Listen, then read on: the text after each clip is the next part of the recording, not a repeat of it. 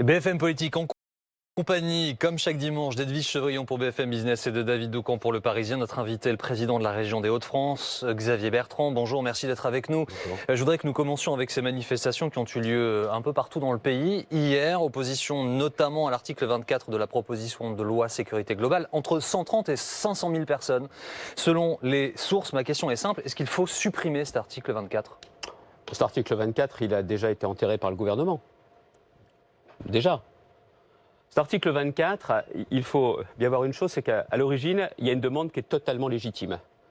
Moi, je ne veux pas être dans un pays où on peut traquer les policiers et les gendarmes sur Internet et où on peut les ficher. Il n'en est pas question. Il y a aujourd'hui déjà des outils, il faut les appliquer, et je pense même qu'il faut aller plus loin pour protéger ceux qui nous protègent, les policiers, les gendarmes.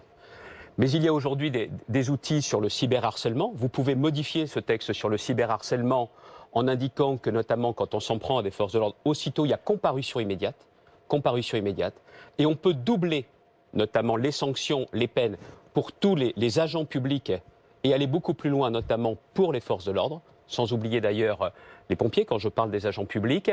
Et puis il y a aussi un texte qui arrive, la loi sur le séparatisme, qui dans un de ses articles permet justement de lutter plus efficacement contre le cyberharcèlement, même si à titre personnel, je pense que de toute façon sur les réseaux sociaux, il faut tout changer aux règles de protection de la vie privée. Vous parlez de comparution immédiate. À votre place, la semaine dernière, le garde des Sceaux, Éric Dupond-Moretti, a dit qu'il n'allait donc pas modifier la loi 1881 sur la liberté de la presse, mais le code de procédure pénale, justement pour que les comparutions immédiates des non-journalistes soient possibles. Qu'est-ce qu'il attend pour donner alors dans ces conditions-là une instruction à l'ensemble des parquets de France, à l'ensemble des magistrats? Qu'est-ce qu'il attend? Il était là la semaine dernière, qu'est-ce qui s'est passé depuis? Xavier De Bertrand. toute façon, regardons bien les choses. Il y a une demande légitime et on voit la façon dont tout s'est passé. C'est du travail d'amateur. Le président de la République avait dit « Soyez fiers d'être des amateurs », avait-il dit à ses ministres et à sa majorité. C'est du travail d'amateur. Être capable, sur un sujet comme celui-ci, avec une demande aussi légitime, d'ajouter une crise politique à la crise sanitaire que nous connaissons, à la crise sécuritaire, oui, c'est du travail d'amateur, mais ne cherchons pas 36 responsabilités. Le responsable de tout cela, c'est le président de la République. C'est lui qui avait fait cette promesse en recevant les syndicats de policiers, mais ils n'ont pas regardé quelle était la bonne façon d'apporter garantie et protection aux policiers et aux gendarmes. Et c'était certainement pas en s'appuyant sur la loi sur la presse, mais en s'appuyant bel et bien sur le code pénal. Elle est là la bonne réponse. Travail d'amateur, vous dites, Xavier Bertrand. Et puis il y a la réalité du terrain. On a vu dans le journal présenté par Philippe Godin à l'instant des images hallucinantes. Place de la Bastille, un policier roué de coups. Un policier qui, à l'inverse, donne un coup de pied à un manifestant déjà inanimé au sol. Nous sommes dans une situation de violence totale, finalement, à chacune des manifestations qui se déroulent dans notre pays. Qu'est-ce qui cloche ? Qu'est-ce qui cloche, Xavier Bertrand, à vos yeux? Et qu'est-ce qu'il faut faire pour que l'on puisse à nouveau cohabiter en France? La réponse sécuritaire et la réponse judiciaire. Les deux étroitement liés. Cette hyperviolence, elle ne date pas d'hier. Elle est là depuis des années et des années. Et il faut même voir, on l'avait vu à l'occasion des lois El Khomri, qu'on avait vu justement déjà énormément de violence dans les manifestations. On pensait que le paroxysme avait été atteint au moment de la crise des Gilets jaunes, de ce que les Black Blocs avaient fait de cette crise des Gilets jaunes. Là, quand on voit ces images, ce lynchage, notamment de policiers, ce n'est pas la première fois. Combien d'interpellations? Combien y aura-t-il de condamnations? Et derrière, combien y aura-t-il de mandats de dépôt? Parce que ceux qui s'en prennent, que ce soit des commerces, mais ceux qui s'en prennent notamment aux policiers, aux gendarmes, ceux-là ne doivent pas rester en liberté. Le code pénal est clair. Qu'est-ce que l'on attend pour appliquer la loi? Je pense que c'est une question de volonté politique, mais il faut aussi avoir le courage de voir aujourd'hui que dans notre pays, cette hyperviolence ne peut pas devenir la règle.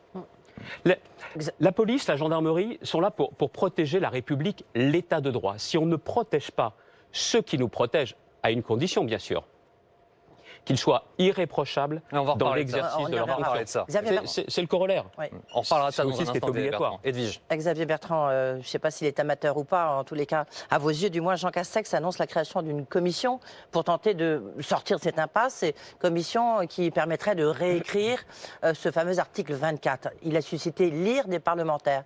Est-ce que vous comprenez l'ire des parlementaires ou vous Évidemment. pensez qu'effectivement, c'est une voie de sortie de proposer cette commission? Bah, évidemment, de toute façon, vous connaissez l'adage. Vous voulez enterrer un dossier, créer une commission. C'est Clémenceau C'est qui disait exactement ça. ce qui est en train de se passer. Pour vous, c'est une manière d'enterrer le dossier? Évidemment. Mais est-ce qu'il y a un Le problème de la protection des policiers et des gendarmes reste posé. Et je pense d'ailleurs, moi cela fait partie des sujets sur lesquels je travaille.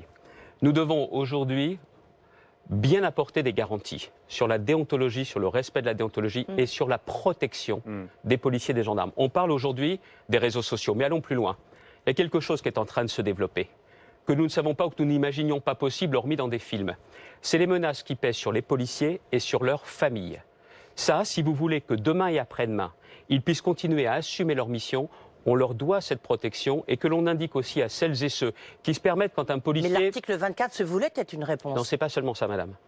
C'est que vous avez aujourd'hui des policiers, même dans leur vie privée, ils sont harcelés. Quand ils font des courses avec leur famille et qu'ils croisent des délinquants ou d'anciens délinquants, ils se font menacer. Qu'est-ce que vous dites à vos enfants? Comme me l'a dit notamment un policier à Compiègne, comme me l'ont dit aussi les pompiers, quand vous avez peur pour vos proches. Et qu'est-ce que vous leur dites, Oui, mais vous, oui. à eux? Vous leur Oui, dites quoi ok, alors c'est Qu'il quoi la faut solution? qu'on les rende dans leur vie privée comme dans l'exercice de leurs fonctions. Ils sont irréprochables. Alors, dans ces cas-là, s'ils sont irréprochables, on doit les protéger à 150%, y compris dans leur vie privée. Mais Et que l'article l'on comprenne 24 bien, est une comme en protection, se veut une Grande-Bretagne, protection. comme en Grande-Bretagne, qu'on ne s'attaque pas à un policier parce qu'il vous protège. Et donc vous faites ça comment? Avec un nouveau Oui. texte de loi? Il faudra de toute façon un nouveau texte où vous posez clairement, si vous voulez réconcilier, n'oublions pas que l'immense majorité des Français est derrière sa police et derrière Oui, sa mais en gendarmerie. quoi votre texte serait différent, par exemple, de cet article 24? Parce qu'il ne s'appuierait pas, je vous l'ai dit tout à l'heure, il ne s'appuierait pas sur le texte sur la liberté de la presse, qui donne en plus le sentiment qu'on s'en prend à la liberté d'expression, mais qui s'appuie bel et bien sur le code pénal. Ou alors, dites-moi, pourquoi c'est dans le texte sur les séparatismes et pourquoi sur le cyberharcèlement? Je crois que c'est Marlène Schiappa qui l'avait déposé à l'époque. Il faut renforcer ce texte, parce qu'on leur doit une protection. Alors, ces manifestations interviennent évidemment dans un contexte particulier de tension qui a été accentué par les vidéos diffusées du passage à tabac d'un producteur de musique dans le 17e arrondissement de Paris par des policiers. 4 d'entre eux sont en garde à vue, 3 que l'on a vus sur la vidéosurveillance, 1 qui a lancé une grenade lacrymogène à l'intérieur du bâtiment. Il y aura d'ailleurs, je le précise, une conférence de presse du procureur aujourd'hui à 17h à suivre sur BFM TV. Quelle a été votre réaction, Xavier Bertrand, lorsque vous avez découvert ces images? Mais comme chacun. Il n'y a pas un Français qui, en voyant ces images, n'ait pas été choqué. Comment pouvez-vous regarder ces images sans être pris d'un malaise profond? Le Je président dis de la tout à République a dit « elles nous font honte ». Vous partagez ce sentiment? Je vous l'ai dit, mais il n'y a pas une personne qui peut voir ces images sans être profondément choqué, sans ressentir ce sentiment de malaise. Et beaucoup de policiers avec qui je me suis entretenu depuis quelques jours m'ont dit que c'était également leur sentiment. Et le ministre de l'Intérieur a eu la bonne réaction en indiquant que dès que les enquêtes seront faites, très clairement, il proposera la révocation. Oui, mais c'est à chaque fois, il y a quand même un sentiment de répétition. Brebis galeuse, cas isolé, nous verrons à la fin de l'enquête. Est-ce qu'il n'y a pas un problème structurel dans notre police nationale? Est-ce qu'il y a du racisme au sein de nos forces de police? Est-ce que ces questions peuvent être posées? Et vous les posez-vous, Xavier Bertrand? Je les pose, mais il y a aussi des réponses. Ceux qui sont racistes n'ont pas leur place dans la police nationale, la police républicaine de notre pays. Ceux qui se livrent à des actes odieux n'ont pas leur place. Mais vous parlez de répétition, et les images que nous avons vues tout à l'heure. Il n'y a pas un phénomène de répétition à voir nos policiers massacrés, nos policiers quasiment lynchés? Si les collègues n'interviennent pas, il se passe quoi? C'est pas parce que aussi- les Black Blocs se comportent mal que les policiers les Black auraient Blocs la doivent légitimité être à mis mal se hors comporter. d'état. Alors là, C'est pas du tout le vous dirait- raisonnement. Qui vous dirait cela? Et certainement pas moi. Mais les Black Blocs, il faut les mettre hors d'état de nuire. C'est-à-dire que quand il y en a qui sont pris, je suis désolé, c'est pas un rappel à la loi, c'est pas du sursis, ce sont des peines de prison ferme. Parce que quand Même dans ces chose pour les conditions- policiers qui sont pris, Xavier Bertrand? La justice n'est pas à géométrie variable. Non, mais on sait qu'il y a eu des condamnations, hein, des condamnations administratives. La prison, c'est rarissime pour les policiers. Mais en fonction des faits, il ne me semble pas que l'inspection générale de la police nationale, comme l'inspection générale de la gendarmerie nationale, soit particulièrement clémente. On va pouvoir vérifier avec cette affaire en l'espèce. Mais hein. nous savons d'ores et déjà que chaque année, il y a des radiations qui sont prononcées. Vous savez, l'expression que l'on entendait à une certaine époque, les bœufs carottes, c'est parce que ceux qui passent entre les mains de l'IGPN savent bien que ça n'est certainement pas quelque chose de commode, et c'est normal. Oui, parce que justement, on a affaire des personnes qui sont rendues responsables, coupables de faits particulièrement graves. Mais justement, Xavier Bertrand, l'IGPN, beaucoup remettent en cause son efficacité et son indépendance. Est-ce que, Qui remet selon en vous, cause des responsables politiques, par exemple la sénatrice Madame de la Gontrie récemment le disait, et il y a ce débat en ce moment. Est-ce qu'il ne faudrait pas qu'une instance indépendante soit chargée des enquêtes sur les faits reprochés aux forces de l'ordre, aux policiers ou aux gendarmes? La Qu'est-ce que vous question en de dites de cela? l'indépendance, c'est la question aussi de l'autorité de ceux qui composent l'IGPN. Est-ce que vous en faites un corps réellement respecté à l'intérieur de la maison? Mais comment voulez-vous juger des faits si vous ne connaissez pas le métier, si vous ne connaissez pas l'intérieur? Il n'y a pas d'esprit de clan qui protégerait, ou alors il n'y aurait pas de condamnation, ou alors il n'y aurait pas de décisions qui sont prises. Mais c'est certainement dans l'administration le corps qui est le plus contrôlé. Vous allez me dire, certainement normal, parce que c'est là où on est le plus en contact. Mais ne laissez pas croire qu'il y a une impunité, ni chez les policiers, ni chez les gendarmes. Parce que le problème que nous avons aussi, c'est qu'on doit aussi aller beaucoup plus loin que de voter juste des textes. C'est qu'aujourd'hui, nous avons des policiers et des gendarmes qui sont confrontés à une hyperviolence. Les conditions d'interpellation sont très différentes. La formation a besoin d'être complètement revue. Nos policiers, nos gendarmes sont confrontés à des situations qu'on n'imaginait pas voilà quelques années. Donc ça doit peser sur le recrutement, mais sur la formation initiale, mais aussi sur la formation continue, sans même oublier la question de l'équipement. Mais vous savez... Rien n'a changé pour vous au niveau de l'IGPN. Tout va bien. Cette instance accomplit sa mission de manière... Je ne vais pas être l'avocat de l'IGPN, mais je veux dire qu'il y a toujours un travers que nous avons. On ne regarde pas comment est constitué ce corps, quelles sont ses décisions, et quand il y a des décisions qui sont graves, moi j'en ai parlé avec des policiers, notamment qui ont siégé dans des commissions et qui ont eu à prononcer, certains me l'avaient dit, des radiations. Ils voient bien ce que ça représente. Ils ne le font pas le cœur léger, mais ce que je veux aussi vous indiquer aujourd'hui, c'est que nous ne réussirons pas dans un pays comme le nôtre, confronté à de tels problèmes de sécurité, s'il n'y a pas une confiance de l'ensemble de la population vis-à-vis de sa police et de sa gendarmerie, mais s'il n'y a pas aussi le sentiment pour ceux-là, qui sont les défenseurs de la République, qu'ils ne sont pas protégés quand ils exercent leur mission de façon irréprochable. Edwige. Les policiers qui déconnent seront sanctionnés. Ce sont les propos qui ont été prononcés par Gérald Darmanin aux 20h de France 2 pour justifier ce qui s'est expliqué, du moins ce qui s'était passé. Ça a beaucoup choqué, notamment l'avocate du producteur qui a été tabassé. Est-ce que ce sont des mots que doivent prononcer un ministre, a fortiori un ministre de l'Intérieur? Je ne suis pas l'avocat de Gérald Darmanin, je ne serai certainement pas son procureur. J'aurais des reproches à lui faire s'il n'avait pas pris cette décision, s'il n'avait pas annoncé l'autre jour directement qu'il proposerait à l'issue de l'enquête la révocation. Là, il aurait failli à sa mission, ça n'a pas été le cas. Mais il faut aussi qu'on arrête de le rendre responsable de tout, des tensions dans le pays. Parce qu'il est là depuis quelques mois. Le seul qui soit là depuis le début de ce quinquennat, c'est le président de la République. C'est lui qui a fait ses choix précédents de ministre de l'Intérieur. C'est lui, on le voit bien, qui sur ces sujets n'est toujours pas à l'aise sur ces questions. Donc le seul responsable de tout cela, c'est Emmanuel Macron, dont on sait bien, même depuis ce débat du second tour de la présidentielle, que ces sujets de sécurité, la protection des Français, ça n'est pas dans son ADN. Est-ce qu'il est fragilisé à vos yeux, Xavier Bertrand? Est-ce qu'il est fragilisé aujourd'hui à vos yeux? De qui me parlez-vous? Je parlais du président de la République. Oui, moi je parle du ministre de l'Intérieur. Non mais attendez, je ne vois pas pourquoi aujourd'hui, vous me demandez ce que je pense de Gérald Darmanin, je viens de vous le dire très clairement. S'il n'avait pas pris ses décisions, il l'aurait certainement été. Il a pris ses décisions. Est-ce que c'est une politique de ministre de l'Intérieur de droite?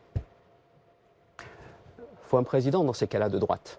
Un président d'une droite qui soit aussi empreint de justice. Le choix de la justice, c'est ça qui est important. Aujourd'hui, on a quoi? Un président de la République caméléon, qui au fil des circonstances change d'avis et d'attitude. Où est la sincérité? Vous savez, vous l'avez entendu, hein, je sais pas, c'est une accusation, ça dépend de quel côté du bord de l'échiquier politique on se trouve, mais à gauche, on dit, voilà, Emmanuel Macron fait une politique de droite et il a nommé Gérald Darmanin à Beauvau parce que c'est quelqu'un qui va être dur, qui va mener une politique de droite, Et on a, sécuritaire eu de la droite. preuve avec une majorité parlementaire qui s'est fracturée. Mais elle vous convient en tout cas, la politique Non, de Gérald mais- Darmanin? Si demain vous étiez élu, ce qu'il fait pourrait vous Si convenir? le président de la Il République... pourrait être votre ministre de l'Intérieur. J'aurais une politique totalement différente de celle d'Emmanuel Macron, notamment en matière de sécurité, en matière de justice, en matière de lutte contre l'immigration clandestine, en matière de lutte contre le terrorisme islamique. Totalement différente. Un dernier mot, parce que les personnes souvent sont importantes, en tout cas dans la chaîne hiérarchique. Est-ce qu'il y a un problème avec le préfet de police l'allemand à Paris? Je connais bien Didier Lallemand. Je l'ai eu comme préfet dans mon département. C'est pour ça que je vous pose la question. Je ne l'aurais pas nommé Pourquoi? préfet de police de Paris. J'aurais fait un autre choix. Je connais un peu la préfectorale. J'aurais fait un autre choix que Didier Lallemand comme préfet de police de Pourquoi Paris. Pourquoi N'est pas Marcel Grimaud, le préfet de police de Paris en 68, qui veut. Et quels sont ces Je problèmes? pense que je vous en ai assez dit. Xavier Bertrand, reste avec nous. Dans un instant, nous allons revenir. Nous parlerons notamment Covid, évidemment. Le vaccin, la course est lancée. Et on attend une communication dans la semaine. 1, de la Haute Autorité de Santé. 2, du gouvernement qui doit détailler son plan à venir pour la vaccination des Français. À tout de suite.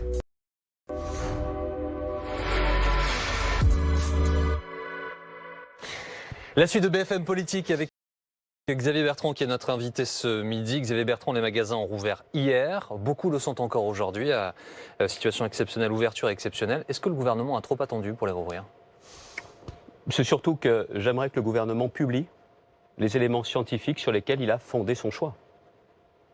Parce que depuis décembre que nous sommes rentrés dans cette gestion de la crise du Covid, les différents choix Mars. qui ont été pris par le gouvernement, Vous voulez dire mars? décembre a dit Madame Buzyn. Ah oui. Décembre a dit Madame Buzyn qu'ils ont Décembre connaissance. 2019. Ça fait donc quasiment un an. Sur quelles études ils se fondent? Le dernier avis du Conseil scientifique date de fin octobre. Le président de la République s'est exprimé la semaine dernière. Sur quoi il s'est basé pour prendre ses décisions? C'est ça que j'aimerais savoir.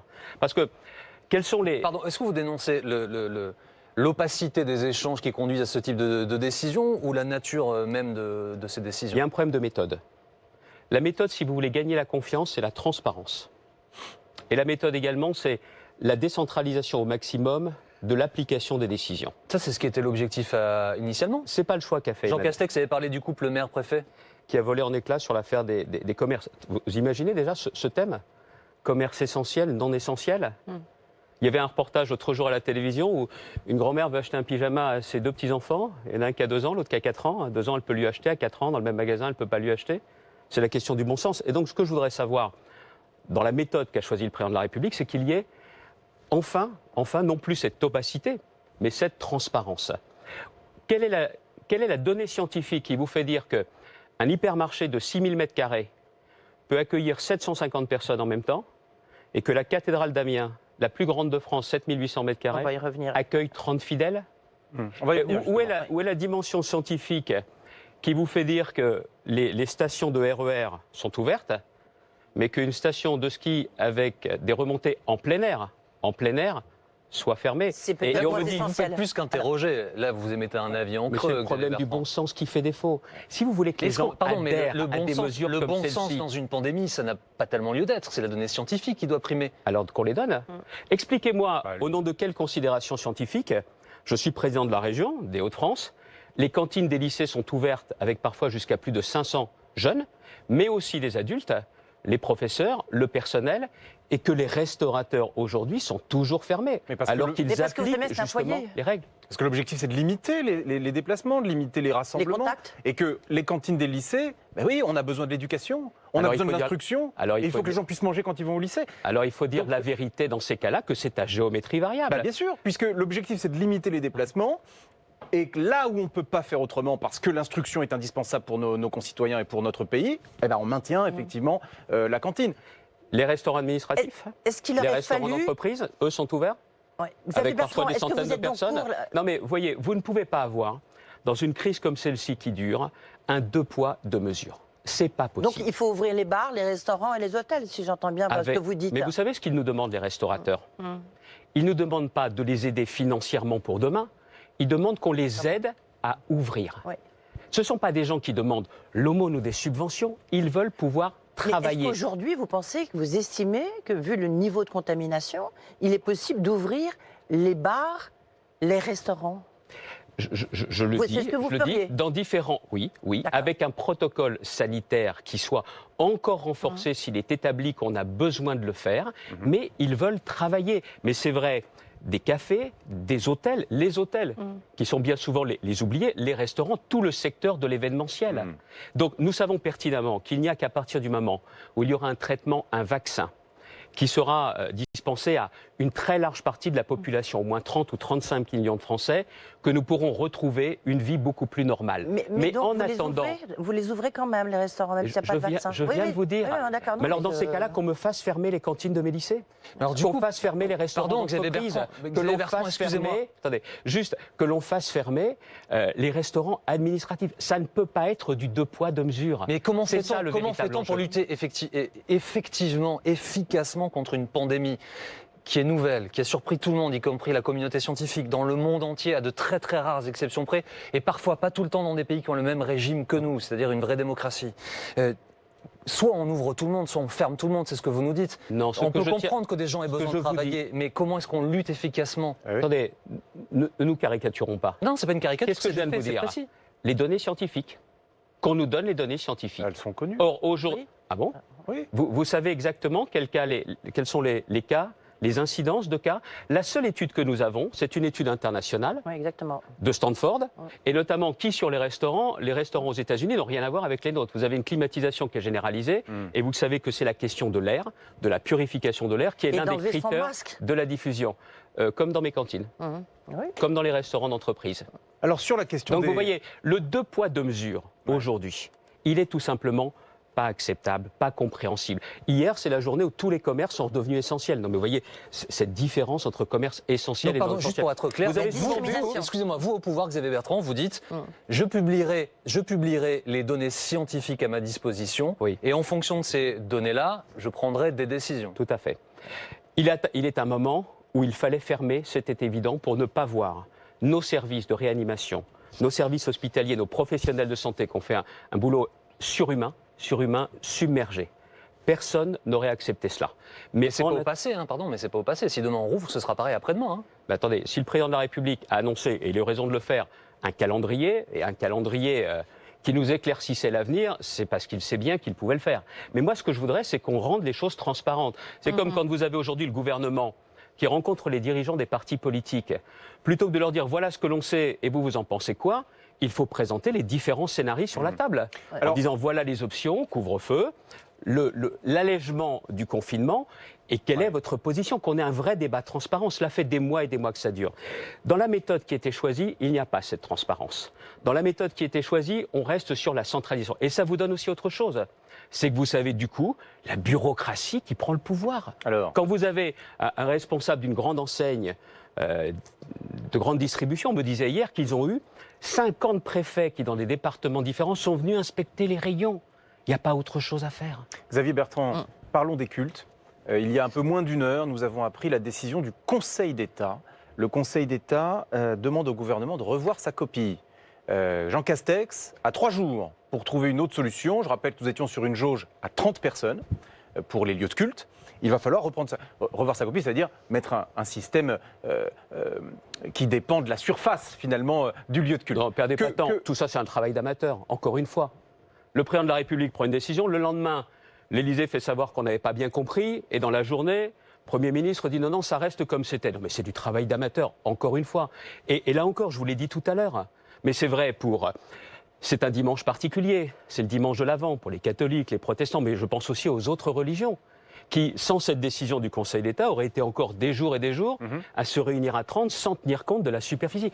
Là, encore une fois, il y a des principes fondamentaux, qui sont la liberté de culte, et puis il y a juste aussi du bon sens. Est-ce que c'est Je vous pas ai dit, un peu, la cathédrale Xavier d'Amiens, la Bertrand, plus grande de France, 30 personnes. Xavier Bertrand, est-ce que c'est pas un peu méprisant de qualifier les ministres, le Premier ministre, le Président de la République d'amateurs?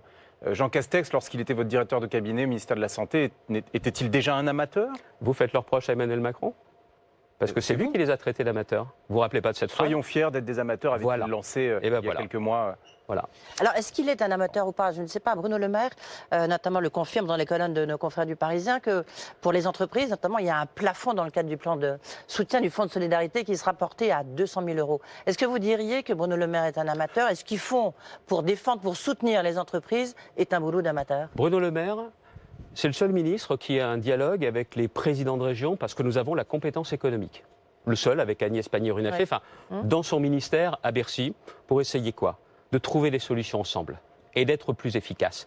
Donc nous avions notamment une conférence téléphonique, pas plus tard que vendredi, où je lui ai demandé notamment à ce que sur la question de l'indemnisation pour la période qui s'est déjà écoulée, qu'on soit dans une logique d'une véritable indemnisation. On a aujourd'hui très clairement une partie du chiffre d'affaires. La vraie question, c'est la perte d'exploitation qui a été subie, et pas seulement au mois de décembre, depuis le début de l'année. Vous avez ensuite la question des congés payés. Il faut la régler. Le président de la République. Dans le cas du chômage partiel, ça pose un problème aux entreprises, effectivement. Exactement, il faut la régler. Et puis vous avez des charges qui sont en permanence repoussées devant nous.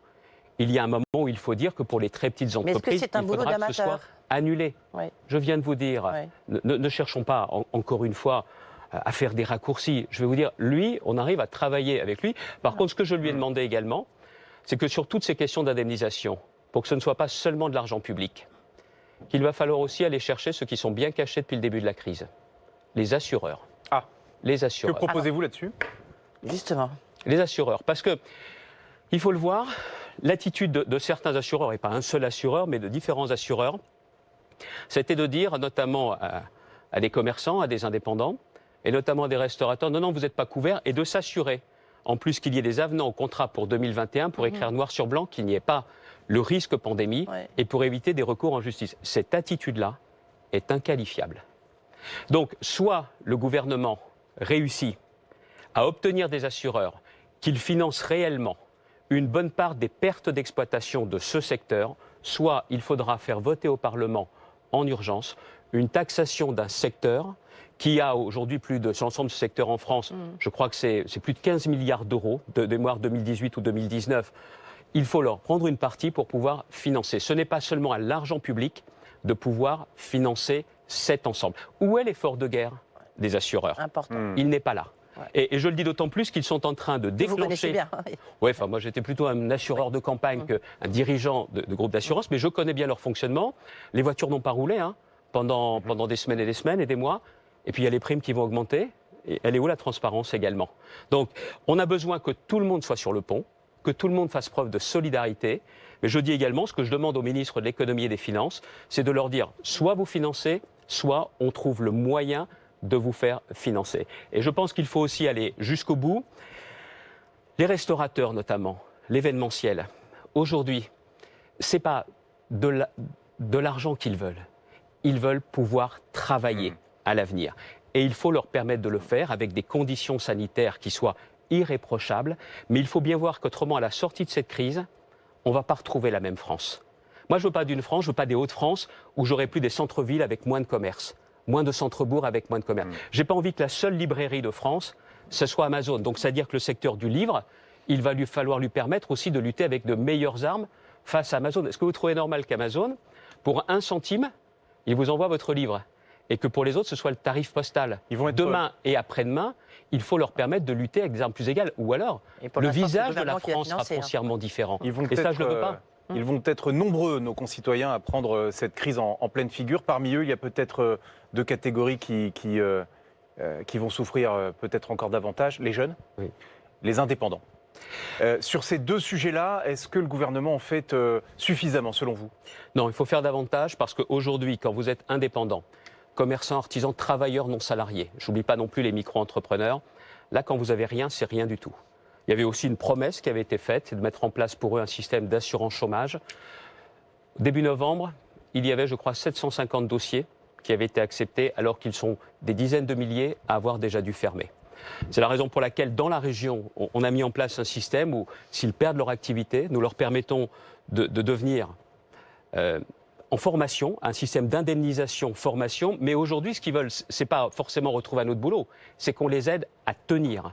c'est qu'on les aide clairement à tenir. Vous savez, tous ceux qui étaient à leur compte, tous ceux qui sont sur le fil du rasoir avant la crise, aujourd'hui sont dans des très grandes fragilités. Et la question qui se pose pour certains, c'est le boulot, mais c'est aussi le frigo. Comment vous remplissez votre frigo ? Et vous voyez, si on autorisait à réouvrir, plutôt que de verser des aides publiques pour dire, allez, vous êtes fermés, ce qui est normal d'ailleurs d'indemniser, c'est une fermeture administrative, plutôt que de dire, vous restez fermés, je vous indemnise, c'est, vous pouvez rouvrir, et cet argent-là, nous pourrions l'utiliser pour aider ceux qui ont aujourd'hui vraiment peur pour l'avenir et ceux qui ont du mal à remplir leur frigo. C'est là aussi, je fais une proposition dans la région des Hauts-de-France, mais je la lance plus largement. Il y a beaucoup plus de gens qu'on ne l'imagine qui ont du mal à remplir leur frigo. Hier, c'était la journée nationale de collecte des banques alimentaires. Ouais. Les Restos du Cœur ont rouvert cette semaine avec plus d'inscriptions. Dernière journée d'ailleurs aujourd'hui, toujours en cours. Je lance un appel, j'ai déjà pris contact avec des leaders de la grande distribution pour que nous puissions aller plus loin que la loi sur le gaspillage alimentaire qui a été votée à l'initiative de différents parlementaires de différentes sensibilités, M. Garot, M. Decolle, c'était l'idée d'Arrache d'Arimbage, c'est de dire aujourd'hui, vous faites plus de 400 mètres carrés, vous devez avoir un accord avec une association alimentaire, on connaît les grandes fédérations qui sont reconnues pour le faire. Ce que j'ai demandé, c'est qu'on fasse davantage, qu'il y ait peut-être une nouvelle journée de collecte nationale qui soit organisée. Et je ne demande pas ça seulement pour les autres. Dans la région des Hauts-de-France, on a décidé de verser 300 000 €. Ce n'est pas dans nos compétences, je l'assume, mais je pense qu'on ne peut pas laisser les gens comme cela, et notamment beaucoup de jeunes, vous avez raison, pour pouvoir leur permettre d'avoir plus de fonds et donc plus de moyens. On a notamment, avant mi-décembre, on réussira à récupérer 400 000 litres de lait dans une seule partie de la région pour pouvoir donner. Et ce que je demande, c'est à l'ensemble de ceux qui sont dans l'agroalimentaire, dans la grande distribution, de nous aider à pouvoir faire cette solidarité. Ceux qui peuvent, il faut que l'on donne davantage, il faut que l'on soit davantage solidaire, parce que cette misère qui monte, vous savez, les pauvres sont déjà là, et là, il n'y a pas de vaccin contre la pauvreté. Ça fera partie clairement des priorités des semaines et des mois qui viennent. Je le fais dans la région, mais je voudrais que ce mouvement soit national. La politique et je sais que beaucoup du gouvernement Xavier Bertrand, pour accompagner le plus de Français possible, elle a été labellisée quoi qu'il en coûte. Ce sont les mots du président de la République. Dans le Parisien, aujourd'hui, Bruno Le Maire répète qu'il n'y aura pas de hausse d'impôts. J'ai deux questions en une. C'est très simple. Est-ce que c'est tenable de rembourser tout ça sans hausse d'impôts, selon vous? Et est-ce que, comme Bruno Le Maire, vous pensez que la seule solution, en tout cas la solution principale, c'est la réforme des retraites? Alors la première des choses, c'est que vous pouvez dire qu'il n'y aura pas de hausse d'impôts, mais il faut présenter une stratégie claire de rétablissement de nos dépenses publiques. Pas sur 1 an, pas sur 2 ans, sur beaucoup plus de temps que cela, mais il faut aussi dire clairement comment on fera pour qu'il n'y ait pas d'impôts. La deuxième chose, la réforme des retraites, vous connaissez ma position, je crois que c'est aussi sur votre plateau, je l'avais déjà défendu, il faudra une réforme des retraites. Mais on va ajouter une crise sociale à la crise politique, à la crise sanitaire, à la crise sécuritaire. Ce gouvernement, aujourd'hui, n'a ni la force, ni la confiance des Français, ni le sens de la justice pour mener une véritable réforme des retraites. Donc ce n'est pas pour l'instant. Il en faudra une. Moi, je voudrais que l'on parle du vaccin maintenant pour la Covid-19, Xavier Bertrand. 3 candidats vaccins sont en lice. Candidat vaccin, c'est l'expression pour un vaccin qui n'est pas encore autorisé à être sur le marché. La France pourrait commencer à vacciner en janvier. Ce sont les mots du gouvernement qui va d'ailleurs donc dévoiler sa stratégie la semaine prochaine. Après lundi, donc demain, un avis de la haute autorité. Le défi est colossal, Xavier Bertrand. Est-ce qu'on est prêt, selon vous? Moi déjà, pour être clair, moi je suis pro-vaccin. Et je ne fais pas partie des personnels prioritaires, mais j'entends bien, le moment venu, quand ce sera possible, me faire vacciner. Et j'ai beaucoup de proches qui le feront également. Ceci étant, je demande là également la transparence. Qu'on nous explique entre les 2 stratégies vaccinales, l'ARN messager et l'autre, qui sera défendu. L'ARN messager, c'est le vaccin qui, aujourd'hui, pour expliquer les choses, tient la corde. C'est celui Pfizer, qui est le les 2 premiers, Pfizer, Moderna. Et il y a ensuite d'autres procédés de vaccination sur des méthodes qui sont plus connues, plus anciennes. C'est notamment ce que proposera Sanofi qui seront sur le marché. Ce que je demande au gouvernement, c'est la stratégie complète. Le président de la République n'a pas parlé l'autre jour des soignants comme prioritaires. Je pense que la Haute Autorité de Santé précisera bien que les soignants sont aussi prioritaires et que très vite, tous ceux qui contribuent à notre sécurité et également à l'activité économique pourront en bénéficier. Donc, transparence sur les priorités. Oui. Sur les effets secondaires et aussi une transparence sur la logistique. nos voisins allemands ont déjà établi tout un plan de vaccination. À la tête d'une région, comme beaucoup de collectivités, j'aimerais être rapidement mis dans la boucle de savoir comment on devra coopérer. Pour l'instant, personne ne vous a appelé pour en parler. Le directeur général de l'ARS m'a expliqué que sur le procédé Pfizer, il avait déjà demandé à l'État de pouvoir avoir les fameux super congélateurs. Mais il faut aussi nous dire, le président de la République a dit, ça sera fin décembre que ça commencera, les quantités. Parce qu'il faut commander largement, et là je le dis, vous savez que je suis un opposant, mais personne ne devra reprocher au gouvernement si la commande est large et très large. En revanche, il faut commencer dès maintenant une campagne d'adhésion à l'idée du vaccin, parce que vous protégez les autres. Et c'était, je crois, dans la presse ce matin, une soignante qui dit « me faire vacciner, c'est aussi l'occasion de serrer à nouveau ma mère dans mes bras ». Ça veut donc dire, quand on sera vacciné, si une large partie de la vaccination l'est, c'est fini les masques, on retrouvera la vie d'avant, la vie sociale, et on pourra retrouver l'ensemble de nos activités comme avant. Donc je pense qu'il faut communiquer positivement et ne pas le rendre, bien évidemment, obligatoire. Alors ça, le président de la République a fermé la porte. Vous êtes passé très très vite là sur un point que je pense qu'il est nécessaire de préciser. Lorsque vous listiez les catégories prioritaires pour être vaccinés, vous avez mis en avant le secteur économique. Non, travail. Les soignants, les personnes vulnérables, et de savoir à quel moment. Non, mais vous ne l'avez pas dit. Donc, je suis un ministre de la Santé, je ne pouvais pas les oublier. Je pense que la précision n'était pas inutile. De toute façon, ces précisions-là vont certainement être données par la Haute Autorité de Santé. Ce que l'État doit nous dire très rapidement, c'est justement quelles sont les quantités disponibles, de quel vaccin, et aussi que l'on puisse effectuer le suivi, parce que si vous avez notamment 2 doses de vaccin à passer, être sûr du suivi, des délais, et là il y aura un formidable travail d'assurance maladie, et on ne peut pas connaître à nouveau le fiasco des masques, l'échec des tests et de l'application Stop Covid. Là, on n'a pas le droit de se louper là-dessus, parce que c'est le vaccin, le succès du vaccin et de la vaccination qui fera qu'on repassera à notre vie d'avant. Xavier Bertrand, on s'approche de la date du Brexit. Il y aurait beaucoup de choses à dire, mais il y a un sujet qui est au cœur de l'actualité, c'est la question des migrants, et il l'est depuis plusieurs années. Je voudrais rappeler les choses à nos téléspectateurs. Il y a les accords du Touquet. Les accords du Touquet stipulent qu'en fait la frontière anglaise est chez vous, elle est à Calais. On a déplacé la frontière de l'autre côté de la Manche. Le Brexit, ça change quoi? Est-ce que ça change quelque chose? Est-ce que demain, vous pourrez dire aux Anglais, moi, je ne gère plus ce passage, c'est à vous de gérer votre frontière? La frontière, elle est chez vous, quoi. Le Brexit ne change rien. Moi, c'est la position que je défends. Ce n'est pas celle du gouvernement, ce n'est pas celle du président de la République. C'est de dire aux Anglais que s'ils ne changent pas leur politique migratoire et s'ils ne sont pas plus efficaces dans cette politique-là, on leur rend leurs frontières. Et vous allez voir que du jour au lendemain, ça va changer. Aujourd'hui, les Anglais nous font un chèque de temps en temps pour nous dire, vous gardez la frontière, des migrants passent, mais moi, je n'ai jamais vu un migrant revenir d'Angleterre, parce qu'ils les gardent tous, ils les font bosser avec un lance-pierre, et ça leur va très bien comme ça. Et les problèmes sont pour nous, même si aujourd'hui, le problème n'est plus le même. Quand j'avais été élu à la tête de la région, j'avais pris un engagement sur la fameuse jungle de Calais, où il y avait 9000 personnes. Nous en avons aujourd'hui 700-900 qui sont exploités par des passeurs, dans des conditions indignes. Et derrière, avec Natacha Bouchard, nous avions obtenu de Bernard Cazeneuve le démantèlement de cette jungle de Calais. J'aimerais que le gouvernement aille jusqu'au bout. Le ministre de l'Intérieur est très engagé là-dessus. J'aimerais que le ministre de la Justice le soit également, encore une fois, sur l'application des peines, notamment vis-à-vis des clandestins et des passeurs. Parce que les gens qui viennent ici, vous savez, ils ne sont pas arrivés à Calais par hasard, ni à Grande-Synthe. Ils attendent de passer en Angleterre. Ils ont été rançonnés par des passeurs. Mais sauf que du côté français, il y a des actions.